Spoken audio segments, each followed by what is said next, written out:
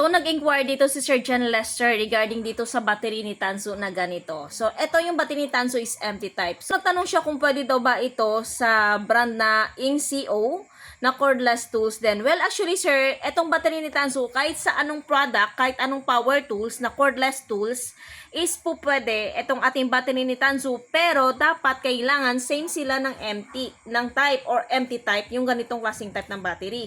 Kasi may mga batteries kasi na merong DY, merong QY, so iba yung pattern. Pero kung ang brand na meron ka, yung cordless tools na meron ka, is same sila ng type, and of course, same sila ng voltage, which is 20 to 21 volts, so pwede. Pwede kahit anong brand, kahit anong power tools, basta same ng voltahe, same na rin ng type ng battery. So, kung meron kang mga power tools dyan na maliit yung battery, which is mabilis malobat, so pwede mong gamitin itong battery ni Tansu, basta again, same ng type, same ng voltahe. 21700, ito na yung pinakamakunat na battery ni Tansu na pwede kong i-recommend sa kahit anong power tools na meron kayo, as long as, again, same ng type, same ng voltahe. Kaya check mo lang bossing John Lester yung battery na meron ka. Kung same sila ng voltahe, pwede mo na itong i-consider. Kung gusto mo nito, ilalagay ko yung link nito sa yellow basket.